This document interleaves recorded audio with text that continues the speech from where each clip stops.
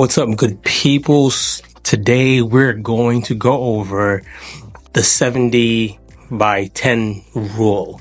Now, this is something that I made up. It's not something that is a law or something that is unattainable. It's something that I did last year, 2023. So whenever you're seeing this, the whole gist of it, and I'll break it down in this episode, is to get someone who's nervous of doing podcasts or get someone who's busy to have a good amount of podcast episodes already done in front of them. And it also helps you become better on camera, helps you become more consistent, and it helps you also see how many excuses you probably are coming up with that we want to remove those barriers. So in this episode, this webinar, when you see it, we're going to go through a couple things that I did that helped me. Now, my main goal was to do 70 videos, and they had to be 10 minutes or more. They were all solo episodes. They had to be 10 minutes or more. My goal was to do that in 4 months, and I ended up doing it in 35 days, which is a month and 5 days, depending on if you're thinking about February or not. So let's just dive right in. So the first thing is, what was the reason really behind this? I had just started podcasting again. I had took a long break because I was on the line with things. I was comparing myself with so many other podcasters, and I just totally lost my groove. I had started working with a company, and that didn't work out too well, so it threw me off a lot.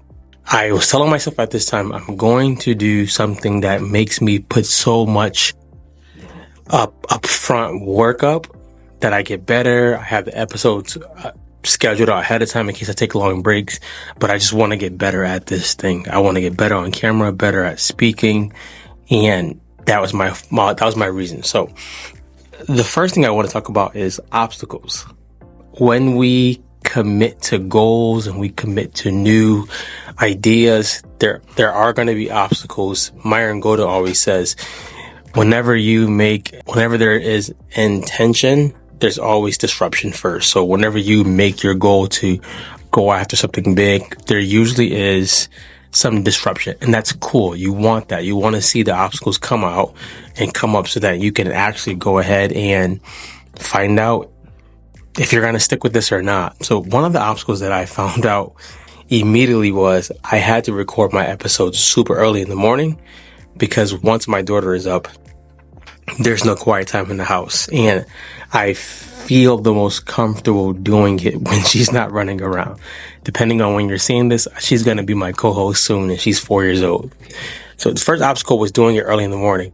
Now, early in the morning is also the time that I do my praying and my studying and my working out. So I had to figure the logistics out with that and figure it out where I wasn't so loud, where the people in my house weren't annoyed. So that was the first obstacle.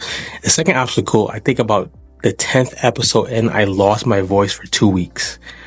So this means I couldn't talk where there was sound without sounding like Barry White. I couldn't talk. And with that, I lost 2 weeks of recording. So I'm already behind in that. Now, the last obstacle that I overcame and that I want you to overcome is trying to make it perfect. The idea and goal of this challenge isn't to make it perfect. The idea and goal of this challenge is to get you out of your head, get you better, and to get you in the mind frame of perfect is not the goal right now. The goal right now is to actually get it done. So we often think perfection is the goal. The goal is progress in my eyes, and in my book, progress over perfection. So now we get to those obstacles and we're like, hey, the obstacles are going to come. They're going to be here. Let's just embrace them, and then let's go on for the journey. The logistics of this whole thing, how did I do this?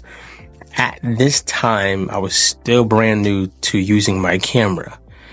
So there were episodes where I thought I pressed record and it didn't record. So I had episodes I lost. I had an episode that I recorded and the mic wasn't plugged in all the way, so it got no audio. So I started doing something that I actually love to this day. I started recording with my phone. I put my phone in front of me because I could see the recording or the record button on. I can see that I'm in the frame, and I would just hook up a mic to the phone and do that. What happened with that is I started to get into a groove of thinking, if you guys can see this, if I just go ahead and I just put my tripod, if I just wheel it out, put my tripod there, put my phone there, hook it up, I can actually go in quicker. When I started using my camera at that time, I was so new that I would just be spending 15 minutes messing with the camera.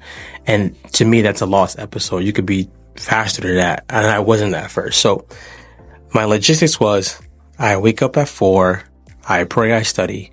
At that time I was waking up at 3:30. By 4:30, I was starting to record the first episode.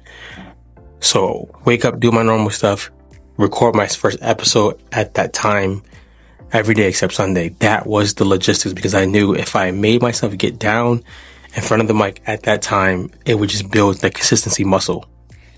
With that, I would record mostly with the phone, because the camera was giving me so much trouble that I got up, I did my stuff. 4:30 a.m. was the start time. I'm using my phone.